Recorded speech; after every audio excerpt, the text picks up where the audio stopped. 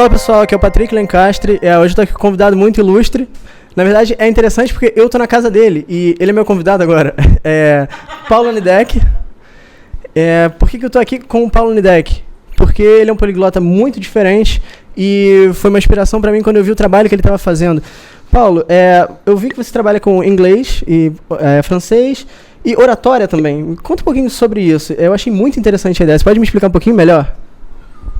Sim, hoje o Patrick veio aqui conhecer o meu curso também, viu a maluquice que é um negócio bem diferente, que aqui não tem esse negócio. Eu dava aula no cursinho tradicional, aí o pessoal ficava lá, aí falava, qual a sua opinião e tal. E aqui não, a gente fala da vida pessoal, profissional, fala de sexo, drogas, rock and roll, porque às vezes o bloqueio da pessoa, quando você consegue falar de assuntos até que são um pouco delicados para você, em português e inglês, a tendência é a tua comunicação fluir. É o que eu falo, se o cara é tímido e inibido em português, quando passar para o inglês, a tendência é ficar ainda mais tímido e inibido. Se o cara é tímido e inibido em português, vai passar para o francês, coreano, não importa. A tendência é você ficar ainda mais inibido porque é um idioma que você não conhece, né? Então, por isso que eu acho interessante, como você também coloca elementos diferentes aí para você desenvolver o idioma, a linguagem, a comunicação, eu acho interessante focar nessa parte de oratória, uma abordagem diferente, que não fica aquele negócio de cursinho, né? Listen and repeat, vai ficar aquele negócio chato, meu por aí. Tudo bem. Hoje eu estou aqui para fazer uma pergunta especial. Eu tenho visto muitos poliglotas falando ao redor do mundo e tem muita discordância em torno disso. Paulo, vale a pena ou não estudar mais de um idioma ao mesmo tempo? O que você acha sobre isso? Então, acho que depende, porque, por exemplo, se você já fala... Depende, um poliglota, o Steve Kaufman, se ele quiser, ele estuda 5 idiomas ao mesmo tempo. Entendeu? Porque o cara já pode. Mas assim, o problema, aí que tá, eu não recomendo quando a pessoa não fala bem o inglês, que eu acho que é um idioma, vamos colocar assim, no número 1. Aí você não fala bem o inglês, aí você vai colocar o francês, o espanhol. A tendência é confundir ainda mais. Eu acho interessante você dominar o seu idioma, que é o português, e assim, nesse sentido de comunicação, é isso que eu estava falando, você se comunicar bem e tal. Aí no inglês você fica bom, você fala, me considero bom no inglês. Ou no espanhol, no seu próximo idioma, você se considera bom. E aí você vai partir para o seguinte e tal.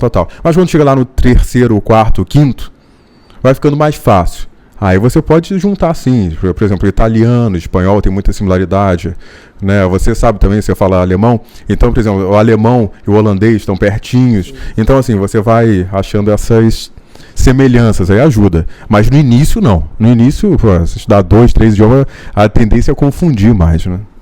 É verdade. Tem um ponto que eu gosto de destacar muito, que é o que você tem que evitar, não é muito, quantos idiomas eu vou estudar ao mesmo tempo, você tem que evitar ser aquele cara que fala um pouquinho de cada um.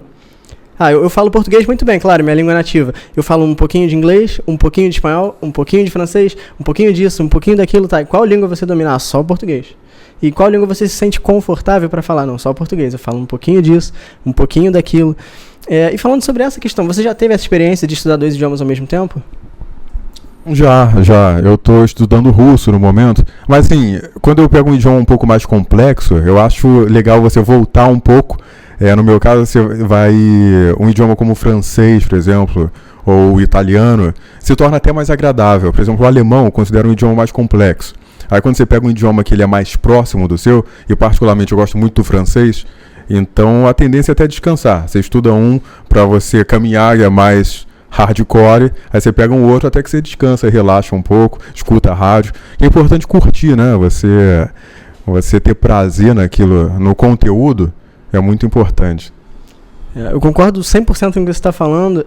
Quando eu comecei a estudar alemão, eu achava, poxa, alemão é muito difícil.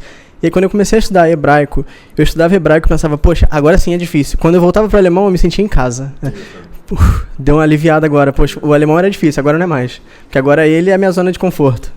Comparativamente, né? Porque você colocou uma referência que é mais distante ainda. Aí você falou que tem interesse também em grego, etc.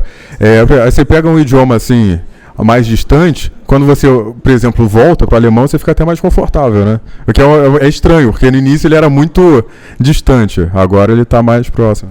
Exatamente. Então, em linhas gerais, não tem regra, não é proibido e pode funcionar ou não. Não tem uma resposta certa de você pode ou não aprender 2 idiomas ao mesmo tempo. Então, no início eu não recomendo não, mas depois Por exemplo, você pode, tranquilamente. O cara que já fala 3, 4 idiomas, legal. É até recomendável, entendeu? Como eu falo, por exemplo, meus alunos, quando o cara já fala inglês, eu acho recomendável estudar o francês. Porque você tem muita similaridade. Então, normalmente, até uma questão de revisão. O cara tá aprendendo francês. O meu inglês melhorou muito quando eu fui aprender o francês. Melhorou muito. A qualidade, o entendimento. Porque você vai entendendo melhor a estrutura do idioma. Sem falar que diversos materiais são em inglês, né? Se você elimina o inglês da tua vida e fala... Exatamente. Se você fala, não, eu não quero aprender inglês, não. Eu quero passar para o alemão. Tá bom, boa sorte. Vai lá e acha um bom material que seja em português. As chances estão reduzidas. Hebraico é impossível. Eu nunca achei um material que fosse realmente bom e fosse português, hebraico. Eu sempre estudo hebraico do inglês, hebraico. Não tem outro jeito. Porque o material é assim. Então, por isso que eu digo, inglês é a base de tudo, realmente. Aí que tá. Então, isso que é interessante. Aí o cara não sabe nem bem o inglês. Aí quer estudar hebraico, vai se confundir mais, porque ele já possivelmente teria que estudar o hebraico a partir do inglês. Entendeu? Então, a tendência é enrolar mais, né?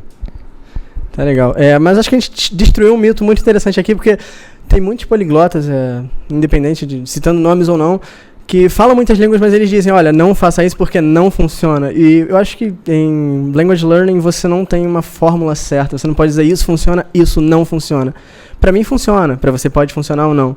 Eu acho que a gente destruiu bem esse mito de, não pode, evita aprender. Depende muito da situação. Depende da pessoa, né? Depende da pessoa, se você já fala ou não o idioma. Enfim, e para você continuar o estudo também, depois você vai querer, sei lá, revisar. E você continua aprendendo. Até o português a gente aprende. Então, sei lá, daqui a 10 anos você vai continuar aprendendo alemão, certamente, né? Se você ainda está visitando aquele conteúdo, você continua. E uma última pergunta, você já teve aquele problema de misturar 2 idiomas? Você fala 2 idiomas e de repente parece que cruza uma linha na sua cabeça. Tô falando italiano, de repente troquei para espanhol. Você já teve esse problema? Já, o tempo todo. Mas assim, isso é uma coisa que você vai melhorando com o tempo. Senão você fica igual o Supla, né? Já viu o Supla? Parece que ele esquece o português. Aí ele fala, não, porque eu tava em Nova York, walk down the street. E ainda fala meio com uma ginga, assim, né? Walk down the street. Não, calma aí, você decide, você fala português ou inglês, senão vira aquele tipo de gente chata, né? Fala, pô, esqueci como é que se fala isso em português. Pô, mas você é carioca, pô, como é que é? Eu esqueci, né? Então, assim, é até uma falta de... É interessante você pensar nisso, né? Mas acho que isso é prática. Você conseguir fazer... inglês, francês e tal, você vai conseguindo ter essa agilidade maior, né? Legal, Você tem esse... Eu tenho, é uma coisa interessante. Eu nunca tive esse problema com idioma nenhum, exceto espanhol e português. Uma vez eu estava até gravando uma entrevista para um podcast e era em espanhol.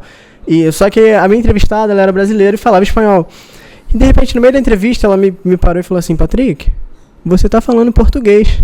Eu não tinha percebido. Eu troquei do espanhol para português sem perceber. Depois que ela falou, eu lembrei, são as únicas línguas que eu tenho esse problema de vez em quando. Eu troco português e espanhol. É esquisito porque é minha língua nativa, mas eu troco. Fazer o quê?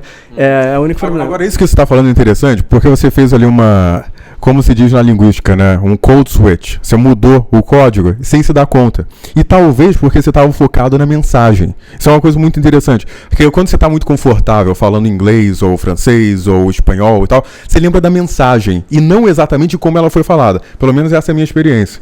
Você lembra e fala, isso, tal e tal coisa foi falada. Mas você não lembra necessariamente das palavras que foram ditas no tal idioma. Mas você foca na mensagem. Eu acho que isso é interessante. Você tem essa experiência de... Sim, não, eu não tenho muito essa experiência, eu tive só com essas 2 línguas, eu não sei exatamente por quê, mas eu costumo dizer o seguinte, nesse caso não me prejudicou tanto, porque a pessoa falava português, era brasileira, mas de repente se eu trocasse um hebraico pelo grego, e não faria sentido para a pessoa que eu estou falando, e aí sim causaria um estranhamento muito grande, eu estou conversando com alguns israelenses e de repente começo a falar grego, não tem sentido. Então, pra mim, esse é o perigo. Agora, português e espanhol, seria a mesma coisa, a gente tá conversando aqui em espanhol e eu troco português. Você vai entender perfeitamente, não tem problema nenhum. Então, eu acho que é isso por agora, né? E, bom, apesar de eu estar na casa dele, eu tô encerrando o vídeo. Obrigado, Paulo, pela resposta e até a próxima. Não, que nada. Obrigado a você por ter vindo aqui visitar o meu curso. Foi um prazer, tá bom? Bem, então é isso, né? Conclusão, você tem um canal no YouTube também. Sim. Então, você vai pro seu canal no YouTube, para o seu conteúdo.